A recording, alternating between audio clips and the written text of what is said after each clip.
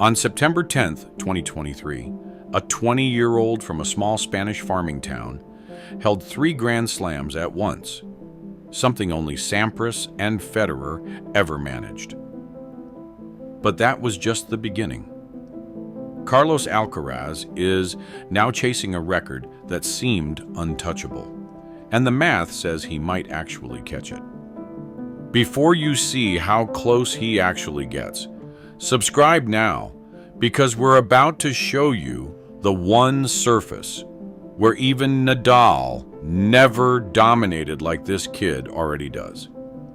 His name is Carlos Alcaraz Garcia. He was born on May 5, 2003, in El Palmar, Murcia, in the southeastern region of Spain, a place known for rice farming, not tennis courts, not a town that produced national champions, not a place where scouts came looking for the next generation, just a kid whose father, Carlos Alcaraz Sr., taught him to hit a ball, and whose grandfather was a tennis player. And somehow, that combination created something the sport had never quite seen before. By August 2022, at just 19 years old, Alcaraz became the youngest ATP World No. 1 in history. Novak Djokovic held that record for 12 years. 12 years. A teenager erased it in a single season. That same year, he won the US Open on September 4, 2022, becoming the youngest male Grand Slam champion since Michael Chang in 1989. 33 years between major breakthroughs at that age. Then he won Wimbledon in July 2023. Then Roland Garros in June 2022. Wait, that order matters. Let me rewind. In June 2022, he won the French Open. Months later, Wimbledon 2023 in July. Then the US Open again on September 10, 2023. 3 Grand Slams at once, simultaneously held. Only Pete Sampras in 1994 and Roger Federer in 2004, 2006, and 2009 had ever done that. And Alcaraz was 20 years old. The record books stopped making sense. The comparisons started immediately. Was he faster than Federer at this age? More complete than Djokovic? Could he reach 20 majors, 22, even 24? Nobody knew. But one thing was certain.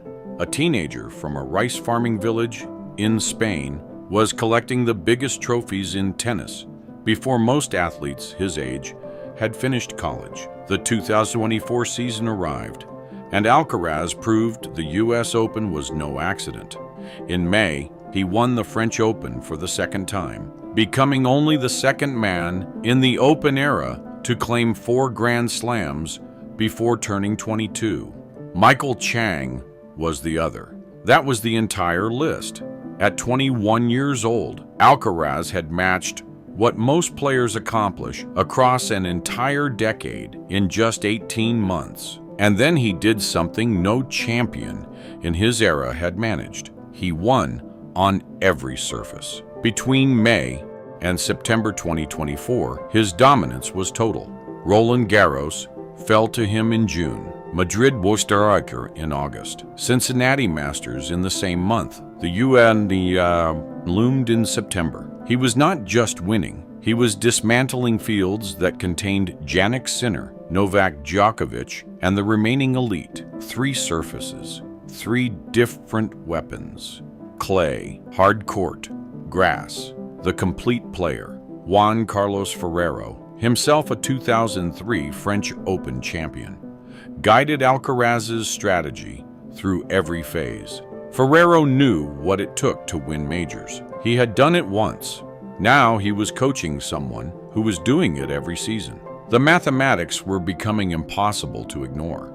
Federer's 20 majors, Nadal's 22, Djokovic's 24. These were not distant abstractions anymore. They were targets with expiration dates. Djokovic, the dominant force of the 2010s, was aging out. Nadal's body was breaking down. Federer had already retired. And here was Alcaraz, barely old enough to rent a car in most countries. collecting the trophies they had spent decades accumulating. The rivalry had shifted before anyone had time to process it. By autumn 2024, the question was no longer whether he would be great, it was how great. By the start of 2025, Alcaraz held 7 Grand Slam titles. Federer reached that mark at age 27. Alcaraz was 21. The mathematics were no longer theoretical. If he won 2 majors a year, he would match Federer's 20 by age 29.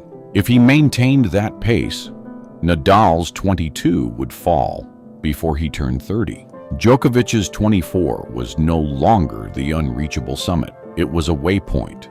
The evidence of dominance stretched across every surface.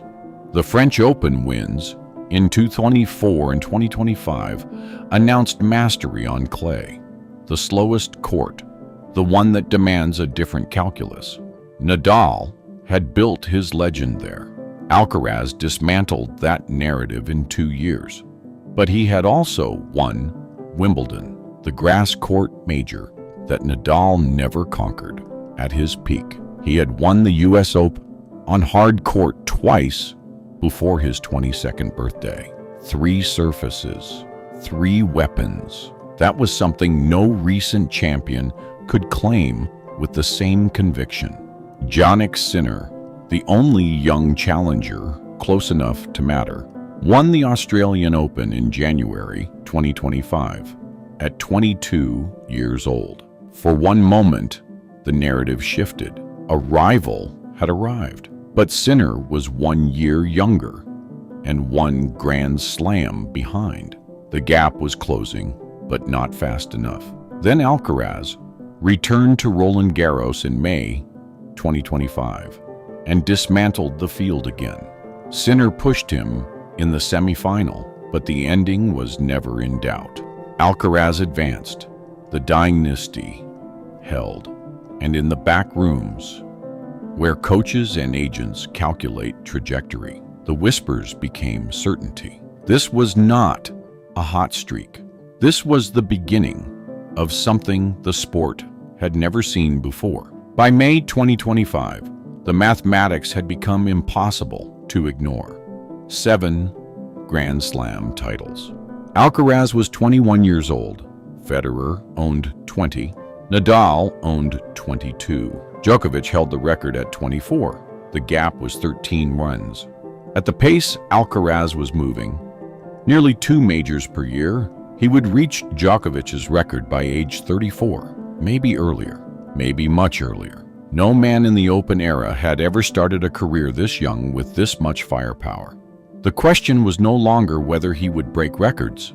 The question was by how much, and which ones would survive him. The surfaces told the story that mattered most. French Open victories in 2024 and 2025 proved dominance on clay, Nadal's domain for 2 decades.